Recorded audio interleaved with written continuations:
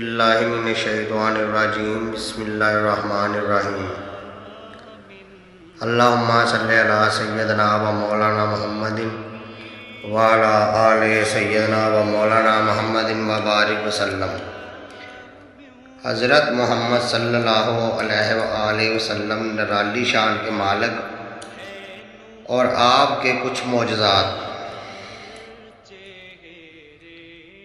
السلام علیکم محترم ناظرین اکرام، جیسا کہ پچھلے واقعے میں حضرت آمنہ رضی اللہ تعالیٰ عنہ آپ صلی اللہ علیہ وآلہ وسلم کی والدہ ماجدہ وفات پا گئی تھی، اب اس سے آگے آپ صلی اللہ علیہ وآلہ وسلم کی شان مبارک بیان کروں گا اور آپ کے چند معجزات کا ذکر بھی ہوگا، ساتھ مقام ابراہیم کے بارے میں بھی بیان ہوگا اور حضرت عبد المطلب آپ کا انتقال کب ہوا تھا۔ آپ سے گزارش ہے کہ ویڈیو کو پورا دیکھنا تاکہ آپ کو ہمارے نبی صلی اللہ علیہ وآلہ وسلم کی شان مبارک کا پتہ چلے اور ان کے معجزات۔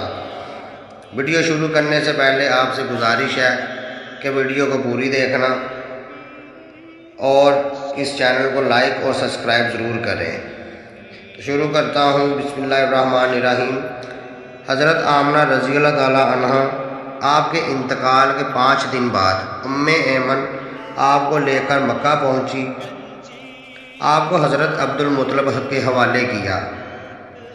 آپ کے یتیم ہو جانے کا انہیں اتنا صدمہ تھا کہ اپنے بیٹے کی وفات پر بھی اتنا صدمہ نہیں ہوا تھا۔ ناظرین، حضرت عبد المطلب کے لیے کعبہ کے سائے میں ایک قلین بچھایا جاتا تھا، وہ اس پر بیٹھا کرتے تھے۔ ان کا احترام اس قدر تھا کہ کوئی اور اس قلین پر نہیں بیٹھتا تھا، چنانچہ آپ کے بیٹے اور قریش کے سردار اس قلین کے چاروں طرف بیٹھتے تھے، لیکن ہمارے محمد صلی اللہ علیہ وآلہ وسلم وہاں تشریف لاتے تو سیدھے اس قلین پر جا کر بیٹھ جاتے۔ اس وقت آپ ایک تندرست لڑکے تھے اور آپ کی عمر مبارک 9 سال تک ہو چکی تھی۔ آپ کے چچا حضرت عبد المطلب کے ادب کی وجہ سے آپ کو اس قلین سے ہٹانا چاہتے تو حضرت عبد المطلب فرماتے، میرے بیٹے کو چھوڑ دو، اللہ کی قسم یہ بہت بڑی شان والا ہے۔ پھر آپ کو محبت سے اس فرش پر بٹھایا جاتا اور آپ کو کمر مبارک پر شفقت سے ہاتھ پھیرتے۔ آپ کی باتیں سن سن کر حد درجے خوش ہوتے رہتے۔ کبھی وہ دوسروں سے کہتے، میرے بیٹے کو یہی بیٹھنے دو، اسے خود بھی احساس ہے کہ اس کی بڑی شان ہے اور میری یہ آرزو ہے کہ یہ اتنا بلند مرتبہ پائے جو آج سے پہلے کسی عرب کو حاصل نہ ہو اور نہ ہی بعد میں کسی کو حاصل ہو سکے۔ ایک بار انہوں نے یہ الفاظ کہے، میرے بیٹے کو چھوڑ دو، اس کا مزاج میں طبی طور پر بلندی ہے، اس کی شان نرالی ہے۔ ناظرین، یہاں تک کہ عمر کے آخری حصے میں حضرت عبد المطلب کی آنکھیں جواب دے گئی تھیں، آپ نابینا ہو گئے تھے۔ ایسی حالت میں وہ ایک روز اس قلین پر بیٹھے تھے تو آپ صلی اللہ علیہ وآلہ وسلم تشریف لے آئے اور سیدھے قلین پر بیٹھ گئے۔ ایک شخص نے آپ کو قلین سے کھینچ لیا، اس پر آپ رونے لگے۔ آپ کے رونے کی آواز سن کر حضرت عبد المطلب بے چین ہوئے اور بولے، میرا بیٹا کیوں رو رہا ہے؟ تو اس شخص نے جواب دیا کہ آپ کے قلین پر بیٹھ گئے تھے، میں نے ان کو قلین سے اتار دیا ہے۔ یہ سن کر حضرت عبد المطلب نے فرمایا، میرے بیٹے کو قلین پر ہی بیٹھا رہنے دو، یہ اپنا رتبہ پہچانتا ہے۔ میری دعا ہے کہ یہ اس رتبے کو پہنچے جو اس سے پہلے کسی عرب کو نہ ملا ہو اور نہ اس کے بعد کسی کو ملے۔ اس کے بعد پھر آپ کو کسی نے قلین سے نہیں اتارا تھا اور نہ ہی اس قلین پر بیٹھنے سے کبھی کسی نے منع کیا تھا۔ ایک روز بنو مدلج کے لوگ حضرت عبد المطلب سے ملنے کے لیے آئے۔ ان کے پاس آپ صلی اللہ علیہ وآلہ وسلم بھی تشریف فرما تھے۔ बनु मदलज के लोगों ने आपको देखा। ये लोग क़याफ़ा शनास थे। आदमी का चेहरा देखकर इसका मुस्तकबिल बयान करते थे। इन्होंने हज़रत अब्दुल मुत्तलिब से कहा, आप इस बच्चे की हिफाजत करें, इसलिए कि मुकाम इब्राहीम पर हज़रत इब्राहीम अलैहिस्सलाम के कदम के निशान हैं। इस बच्चे के पाँव का निशान बिल्कुल उनके निशान से मिलता जुलता है। इस कदर मुशाबत हमने किसी और के पाँव के निशान में नहीं देखी। हमारा ख्याल है कि ये बच्चा निराली शान का मालिक होगा, इसलिए इसकी हिफाजत करें। नाज़रीन इकराम, मुकाम इब्राहीम खाना काबा में वो पत्थर है जिस पर हज़रत इब्राहीम अलैहिस्सलाम काबा की तमीर करते वक्त खड़े हुए थे। मौजज़े के तौर पर इस पत्थर पर हज़रत इब्राहीम अलैहिस्सलाम के पैरों के निशान पड़ गए। लोग इस पत्थर की ज़ियारत करते हैं, यही मुकाम इब्राहीम है। चूँकि आप हज़रत इब्राहीम अलैहिस्सलाम की नस्ल से हैं, इसलिए उनके पाँव की मुशाबत आप में होना कुदरती बात है। एक रोज़ हज़रत अब्दुल मुत्तलिब खाना काबा में हजर अस्वद के पास बैठे हुए थे। ऐसे में इनके पास से नजरान के असाई आ गए। इनमें एक पादरी भी था। इस पादरी ने हज़रत अब्दुल मुत्तलिब से कहा, हमारी किताबों में एक ऐसे नबी की अलामत है जो इस्माइल की औलाद में होना बाकी है। ये शहर इसकी जाए पैदाइश होगा, इसकी ये निशानियाँ होंगी। अभी ये बात हो रही थी कि कोई शख्स आप सल्लल्लाहु अलैहि वसल्लम को लेकर आ गया। पादरी की नज़र जूं ही आप पर पड़ी, वो चौंक उठा।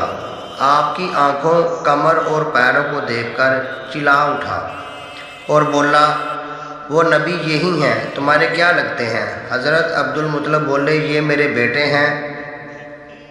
इस पर पादरी बोला, फिर वो ये नहीं हैं, इसलिए कि हमारी किताबों में लिखा है कि उसके वालिद का इंतकाल उसकी पैदाइश से पहले हो जाएगा। यह सुनकर हज़रत अब्दुल मुत्तलिब बोले, दरअसल ये मेरा पोता है। इसके बाप का इंतकाल उस वक्त हो गया था जब ये पैदा भी नहीं हुआ था। इस पर पादरी बोला, हाँ, ये हुई ना बात। आप इसकी पूरी तरह हिफाजत करें। नाज़रीन, हज़रत अब्दुल मुत्तलिब की आपसे मोहब्बत का ये आलम था कि खाना खाने के लिए बैठते तो आपको अपने साथ खिलाते। बहुत उम्र वाले एक सहाबी हैदर बिन माविया कहते हैं, मैं एक मरतबा इस्लाम से पहले जाहिलियत के ज़माने में हज के लिए मक्का मुअज़्ज़मा गया। वहाँ बैतुल्लाह का तवाफ़ कर रहा था। मैंने एक ऐसे शख्स को देखा जो बहुत बूढ़ा और बहुत लंबे कद का था। वो बैतुल्लाह का तवाफ़ कर रहा था और कह रहा था, ऐ मेरे अल्लाह, मेरी सवारी को मोहम्मद सल्लल्लाहु अलैहि वसल्लम की तरफ फेर दे और ऐसे मेरा दस्ते बाजू बना दे। मैंने इस बूढ़े शख्स को जब ये शेर पढ़ते सुना तो लोगों से पूछा, ये कौन है? लोगों ने बताया, ये अब्दुल मुत्तलिब बिन हाशिम है। इन्होंने अपने पोते को अपने एक ऊँट की तलाश के लिए भेजा है। वो ऊँट गुम हो गया है और वो पोता ऐसा है, जब भी किसी गुमशुदा चीज़ को तलाश के लिए जाता है तो इन्हें वो चीज़ मिल जाती है और ये उस चीज़ को लेकर वापस आते हैं। पोते से पहले ये अपने बेटों को उस ऊँट की तलाश के लिए भेज चुके हैं, लेकिन वो नाकाम लौटे हैं। अब चूँकि पोते को गए हुए देर हो गई है, इसलिए परेशान हैं और दुआ मांग रहे हैं। थोड़ी ही देर गुजरी थी कि मैंने देखा कि आप सल्लल्लाहु अलैहि वसल्लम ऊँट को लिए तशरीफ़ ला रहे हैं। हज़रत अब्दुल मुत्तलिब ने आपको देखकर कहा, मेरे बेटे, मैं तुम्हारे लिए फ़िक्रमंद हो गया था और शायद इसका असर मेरे दिल से ना जाए। नाज़रीन, हज़रत अब्दुल मुत्तलिब आपकी बीवी का नाम हज़रत रुक़ैया बिन सैफ़ी था। وہ کہتی ہیں قریش کئی سالوں سے خشک سالی اور قحط کا شکار ہے، بارشیں بالکل بند تھیں، سب لوگ پریشان تھے۔ اسی زمانے میں نے ایک خواب دیکھا، کوئی شخص خواب میں کہہ رہا تھا، اے قریش کے لوگوں، تم میں سے ایک نبی ظاہر ہونے والا ہے، اس کے ظہور کا وقت آ گیا ہے، اس کے ذریعے تمہیں زندگی ملے گی، یعنی خوب بارشیں ہوں گی، سرسبزیاں اور شادابی ہوگی۔ تم اپنے لوگوں میں سے ایک ایسا شخص تلاش کرو جو لمبے قد کا ہو، گورے رنگ کا ہو، اس کی پلکیں گھنی ہوں۔ وہ شخص اپنی تمام اولاد کے ساتھ نکلے اور تم میں سے ہر خاندان کا ایک آدمی نکلے، سب پاک صاف ہو کر اور حجر اسود کو بوسہ دیں، پھر سب جبل ابو قیس کے پہاڑ پر چڑھ جائیں، اور پھر وہ شخص جس کا حلیہ بتایا گیا ہے آگے بڑھے اور بارش کی دعا مانگے، اور تم سب آمین کہو اور بارش ہو جائے گی۔ اس زمانے میں قریش میں کئی سالوں سے خشک سالی اور قحط پڑا تھا اور بارشیں نہیں ہوئی تھیں۔ قریش کے لوگ اکٹھے ہو کر حضرت عبد المطلب کے پاس گئے اور آپ سے گزارش کی کہ آپ اللہ تعالیٰ سے دعا کریں اور بارش ہو جائے۔ آپ کے پاس ہر خاندان والے آئے، چنانچہ حضرت عبد المطلب اور باقی سب لوگ ابو قیس پہاڑ پر چڑھ گئے۔ اس وقت نبی کریم صلی اللہ علیہ وآلہ وسلم بھی ان میں شامل تھے۔ انہوں نے یہ دعا فرمائی، اے اللہ، یہ سب لوگ تیرے غلام ہیں، تیرے غلاموں کی اولاد ہیں، تیری باندیاں اور تیری باندیوں کی اولاد ہیں۔ ہم پر جو برا وقت آ پڑا ہے تو دیکھ رہا ہے، ہم مسلسل قحط سالی کا شکار ہیں۔ اب اونٹ، گھوڑے، گائے، کھچر اور گدھے سب ختم ہو چکے ہیں اور جانوروں پر بن آئی ہے، اس لیے ہماری یہ خشک سالی ختم فرما دے، ہمیں زندگی، سرسبزی اور شادابی عطا فرما۔ ناظرین، ابھی یہ دعا مانگ ہی رہے تھے کہ بارش شروع ہو گئی، وادیاں پانی سے بھر گئیں، لیکن اس بارش میں ایک بہت عجیب بات ہوئی۔ وہ عجیب بات یہ تھی کہ قریش کو یہ سرابی حاصل ہوئی، مگر یہ بارشیں قبیلہ قیس اور قبیلہ مضر کی قریبی بستیوں میں بالکل نہ ہوئی۔ اب لوگ بہت حیران ہوئے کہ یہ کیا بات ہوئی، ایک قبیلے پر بارش اور باقی سب آس پاس کے قبیلے بارش سے محروم۔ پھر تمام قبیلوں کے سردار جمع ہو گئے، اس سلسلے میں بات چیت شروع ہوئی۔ ایک سردار نے کہا، ہم زبردست قحط اور خشک سالی کا شکار ہیں، جبکہ قریش کو اللہ تعالیٰ نے بارش عطا کی ہے اور یہ حضرت عبد المطلب کی وجہ سے ہوا ہے، اس لیے ہم سب ان کے پاس چلتے ہیں، اگر وہ ہمارے لیے دعا کریں تو شاید اللہ تعالیٰ ہمیں بھی بارش عطا فرما دے۔ یہ مشورہ سب کو پسند آیا، چنانچہ یہ لوگ مکہ معظمہ میں آئے اور حضرت عبد المطلب سے ملے، انہیں سلام کیا اور پھر ان سے کہا، اے عبد المطلب، ہم کئی سال سے خشک سالی کا شکار ہیں، ہمیں آپ کی برکت کے بارے میں معلوم ہوا ہے، اس لیے مہربانی فرما کر آپ ہمارے لیے بھی دعا فرمائیں، اس لیے کہ اللہ تعالیٰ نے آپ کی دعا سے قریش کی خشک سالی ختم فرما دی ہے۔ ناظرین، ان کی بات سن کر حضرت عبد المطلب نے کہا، اچھی بات ہے، میں کل میدان عرفات میں آپ لوگوں کے لیے بھی دعا کروں گا۔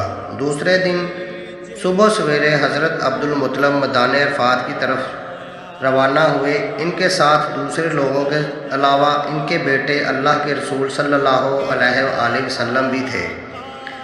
عرفات کے میدان میں حضرت عبد المطلب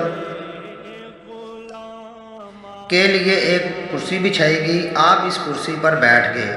نبی کریم صلی اللہ علیہ وآلہ وسلم کو آپ نے اپنی گود میں بٹھا لیا۔ پھر انہوں نے ہاتھ کو اٹھا کر یوں دعا کی، اے اللہ، چمکنے والی بجلی کے پروردگار اور کڑکنے والی گرج کے مالک، پالنے والے اور مشکلات کو آسان کرنے والے، یہ قبیلہ قیس اور قبیلہ مضر کے لوگ ہیں، یہ بہت پریشان ہیں اور ان کی کمریں جھک گئی ہیں، یہ تجھ سے اپنی لاچاری اور بے کسی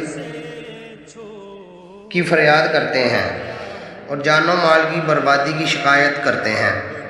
پس اے اللہ، ان کے لیے خوب برسنے والے بادل بھیج دے اور آسمان سے ان کے لیے رحمت عطا فرما، ان کی زمین سرسبز ہو جائے اور ان کی تکلیف دور ہو جائے۔ ناظرین، حضرت عبد المطلب ابھی یہ دعا کر ہی رہے تھے کہ ایک سیاہ بادل اٹھا حضرت عبد المطلب کی طرف آیا اور اس کے بعد اس کا رخ قبیلہ قیس اور قبیلہ مضر کی بستیوں کی طرف ہو گیا۔ یہ دیکھ کر حضرت عبد المطلب نے کہا، اے گروہ قریش، اے گروہ مضر، جاؤ تمہیں سیرابی حاصل ہو۔ چنانچہ جب یہ لوگ اپنی بستیوں میں پہنچے تو وہاں بارش شروع ہو چکی تھی۔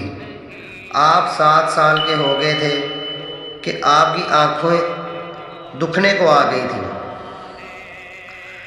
مکہ میں آپ کی آنکھوں کا علاج کرایا گیا، چنانچہ افاقہ نہ ہو سکا۔ حضرت عبد المطلب نے کسی سے فرمایا،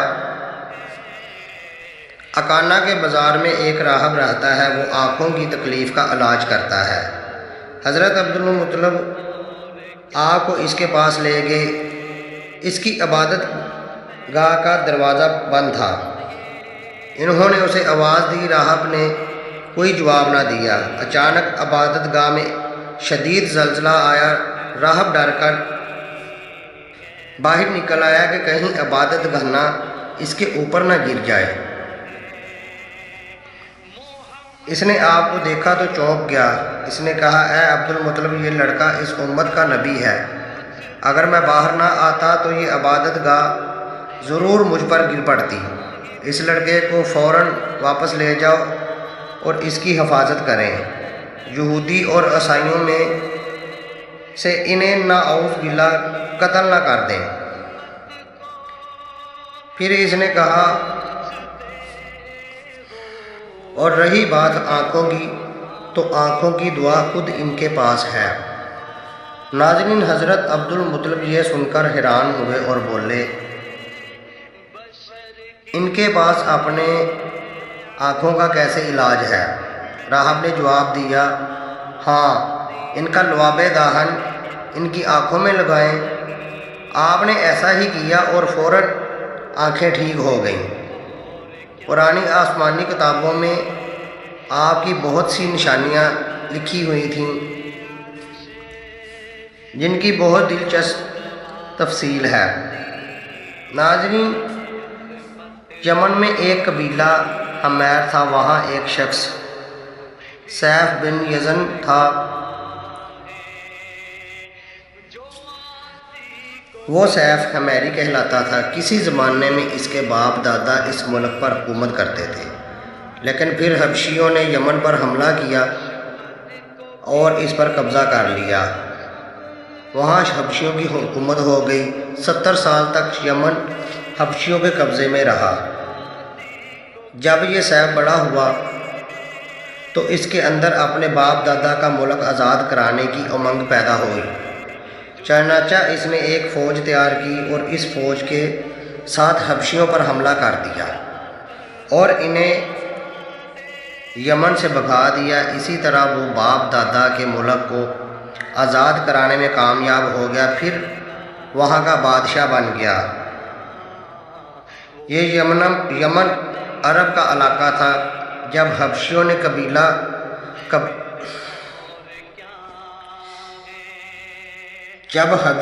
قبضہ کیا تو یمن کے لوگوں کو بہت افسوس ہوا۔ 70 سال بعد جب یمن کے لوگوں نے حبشیوں کو نکال باہر کیا تو عربوں کو بہت خوشی ہوئی۔ ان کی خوشی کی وجہ ایک یہ تھی کہ انہی حبشیوں نے ابرہہ کے ساتھ مل کر مکہ پر چڑھائی کی تھی۔ چاروں طرف سے عربوں کے وفد سیف کو مبارکباد دینے کے لیے آنے لگے۔ قریش کا بھی ایک وفد مبارک دینے کے لیے گیا۔ اس وفد کے سردار حضرت عبد المطلب تھے۔